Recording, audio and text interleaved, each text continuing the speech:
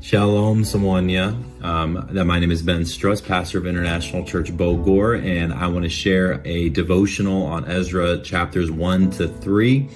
I'm excited to be able to share about this. I think it's hard to read Ezra chapter 1 to 3 without reminiscing and thinking about the last 2 years. For some of us, we think about all of the loss of what has been taken away over the last several years.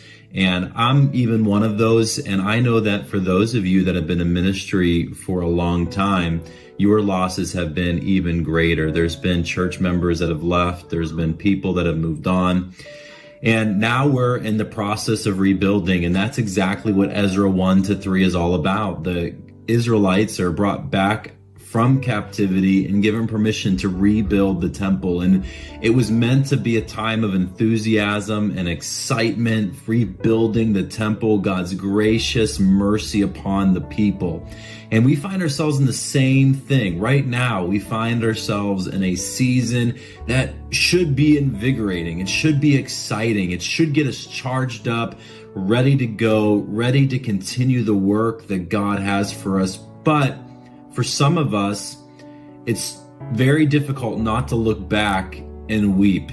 It's difficult not to look back and mourn. It's difficult not to look back and be saddened by the losses that we may have incurred over the last couple of years.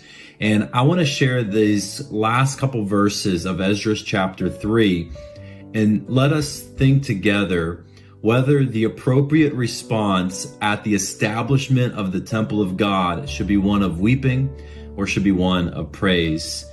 It says in verse 11, with praise and thanks they sang this song to the Lord. He is so good. His faithful love of Israel endures forever.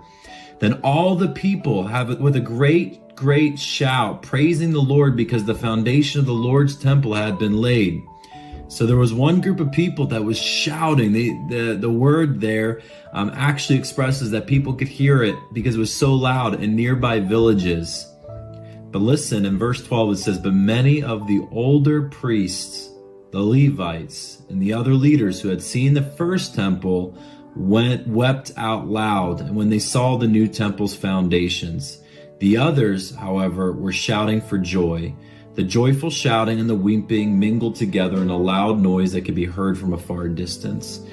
So those that had never experienced the temple of God, they were rejoicing at what God had done. And the older priests, the Levites, the old people that had seen the first temple of Solomon, they actually wept. They saw it as a time of grief and sadness.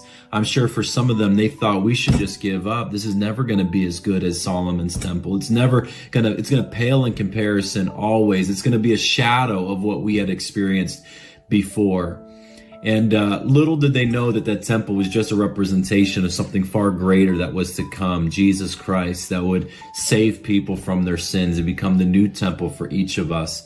As we enter in this new season of ministry, as we begin to rebuild our churches, as we begin to reach out to new people, let's not just look back with sadness, but let's look forward in victory, knowing that there is great days ahead for the church, that God has us where He has us for a purpose and a reason. God bless you guys, and I will be praying for each of you as you minister at your churches that you serve at.